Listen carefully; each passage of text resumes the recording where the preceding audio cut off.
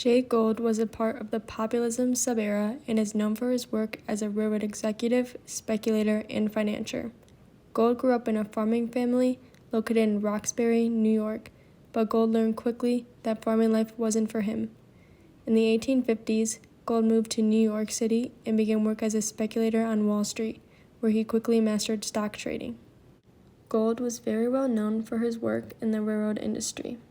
He worked to establish wealth and control over this industry with his career in railroad stock. He was a major supporter and contributor to big business industries. The government helped play a big role in the foundation of the railroad industry by furthering the building of railroads in the U.S. through land grants and authorization. Gould got a start in this business with the Erie Railroad, which linked the Great Lakes to New York City. However, the New York Central Railroad, controlled by Cornelius Vanderbilt, also linked these 2 points through a different route. This led to what is known as the Erie War. In order to keep the project away from Vanderbilt, Gould partnered with Daniel Drew and Jim Fisk. They worked together to issue fake Erie Railroad shares to Vanderbilt, in which he bought many, therefore watering the stock. This dispute went on for about 2 years, and resulted in Gould paying $1 million for control of the Erie.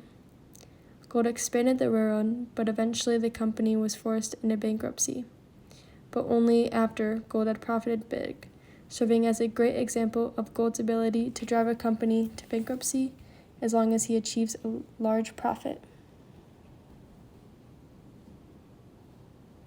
Jay Gould was not a man to settle and give up.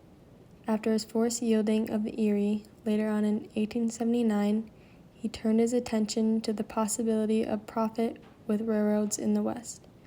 Through his usual business tactics and stock manipulation, he quickly gained control of the Union Pacific Railroad, then moved on to the Missouri Pacific Railroad once he found success. In order to maximize profits, he utilized both horizontal and vertical integration. Just like he tackled the transportation industry, Gould dominated the communication industry as well by buying the American Union Telegraph Company. Gould made huge successes off of the massive growth of industry during this time and had no trouble doing whatever it takes to come out on top. He became one of the biggest robber barons during this age. Gould received a lot of hatred from his stock manipulation and cruel business practices, yet his unethical handlings of business helped catapult him into his high position of wealth. As one of the leading industrialists, he gave little to no concern to others' problems who were being hurt by his economical choices. Gould, with the help of Jim Fisk, played a huge role in the issues of farmers in 1869 with the Black Friday scandal. In an attempt to corner the gold market, Gould and Fisk inflated the price of gold by manipulating Ulysses S. Grant's brother-in-law named Abel. The scheme resulted in a gold crash and huge economic turmoil in the U.S. This majorly hurt farmers because wheat, corn, rye, oats, and barley all had price drops and resulted in a major decline of U.S. agriculture.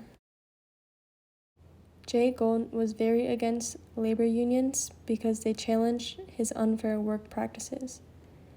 He believed that his employees were just hired to do a job and should be grateful for him. Gould is quoted as saying, "I can hire one half of the working class to kill the other half." In 1886, there was the Great Southwest Railroad Strike of 1886. This was a challenge by the Knights of Labor against Gould for better wages and treatment.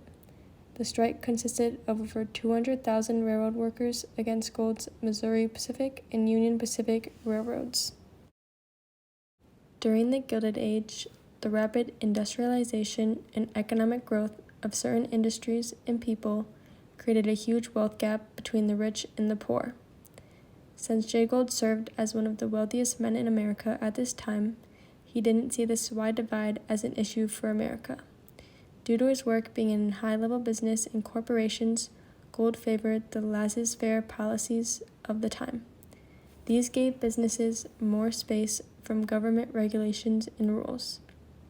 Many captains of industry during this time, such as Jay Gould, argued that these policies expanded opportunities for individuals to grow. Other than through his involvement in the world of industrialization, Gold chose not to be in the celebrity spotlight and fame. He mainly kept his business and personal life separate. Additionally, he didn't serve as an influential voice for the issues during this time or become involved in issues regarding social change. Instead, he devoted almost all of his time not surrounded by industry with his family. Even with all of the immense time he spent working with business, he still was devoted to being a family man.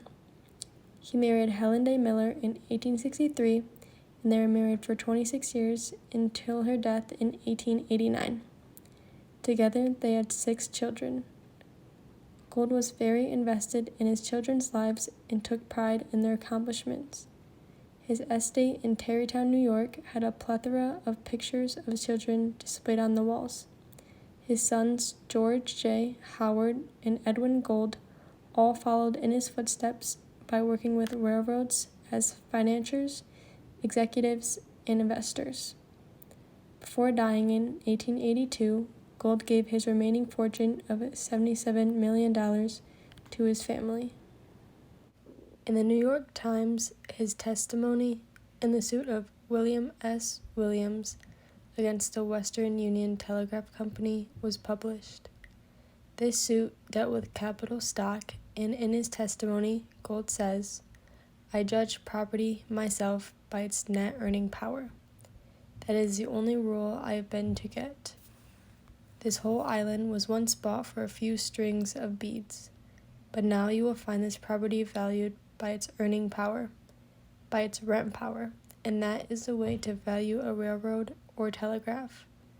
This quote speaks to his massive knowledge of the workings of the railroad industry and the successes of the industrial world. By some, Jay Gould can be seen as one of the greatest businessmen in America, while others may see him as one of the worst.